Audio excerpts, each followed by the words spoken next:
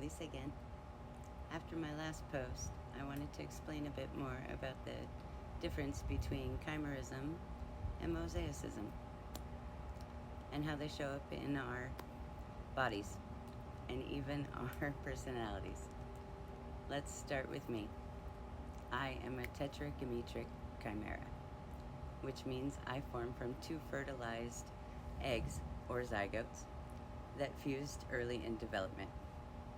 So instead of having one set of sex chromosomes like most people, XX or XY, I carry two full XX genomes, mine and my twins, who didn't fully develop.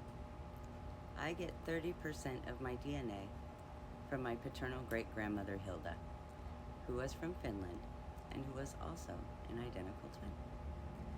Hilda's twin was named Aino, which is what I am also calling my unborn sister. That's how I know my absorbed twin was female. I have XX and XX. No Y chromosomes at all. As Jeff Goldblum famously said in Jurassic Park, life finds a way. And Aino did. Even though she wasn't born, many of her traits express in my body. Central heterochromia, two-toned eyes, green and gold, and I was able to determine she would have had red gold hair, like many people in my family. Increased pain tolerance, like many natural redheads. Paradoxical medication reactions and anesthesia intolerance, or resistance, let me tell you, that's fun. Emotional duality and neurodivergent traits. These aren't random quirks. They're echoes of a second genome living within me. They're Aino's echo. Now here's the difference. Chimerism comes from two embryos that fuse and occurs later in development, 8 to 12 weeks of gestation or more. They may carry two distinct genomes and even distinct traits, such as they can show up physically, neurologically, and emotionally. If I had a nickel for every time I've been accused of having multiple personality disorder, let me tell you. Some clues are heterozygosity over 60%, allele counts greater than 850,000, presence of traits from a sibling who never lived.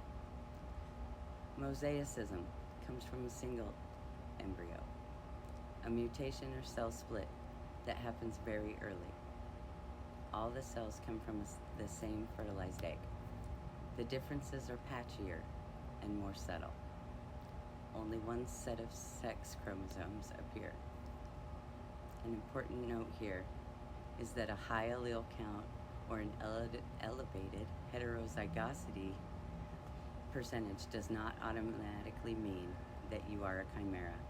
It's one potential indicator, but many other factors can raise those numbers too, like inherited ancestral diversity, especially across lineages or populations, rare structural variants or inversions, epigenetic recombination, or microchimerism, which is when cells are passed in utero between mother and fetus or in between twins or multiple births. That means you could have a very high allele count, like some members of my family, and not be a chimera, but still carry powerful, complex genomic traits that shape your body, mind, and identity. Other common signs in both chimerism and mosaicism include autoimmune disorders, skin, eye, or hair, pigmentation anomalies, anesthetic resistance, traits that don't match your parents or siblings, personality shifts, or 2-in-1 emotional profiles like me. And one more thing. If you identify as non-binary, gender fluid, or feel that your internal sense of identity doesn't match what you were assigned at birth, there may be a biological reason for that. Chimerism and mosaicism can affect not just our bodies, but how we experience ourselves even if there's no physical sign. Your DNA might carry layers of self that express emotionally, neurologically, or energetically. You're not imagining it, and you're definitely not alone. You are never alone. If you have always felt different, you're not broken, you're not lost. You are complex, and your DNA may hold the story. You can learn a lot just by examining your raw data from sites like Ancestry or 23andMe, especially looking at things like your allele count, heterozygosity percentage, and unique SNPs. I list a few in my last post if you'd like to dig deeper. P.S.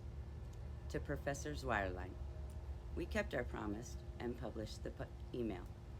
Our next step will be to submit a FOIA request for that single frame of TIFF data, because we believe that you have not responded and have blocked us from tagging you in social media posts because we were right. Integrity is a real thing, Professor. Just because you didn't like my results should not mean that it should be suppressed. If I am incorrect, it should be the easiest thing in the world to release the data and prove it, and I will gladly apologize. To the rest of you, thanks for staying curious. Be safe, be kind, be good. And remember, you're not too intense or too much. You're just early. Take care now. Bye.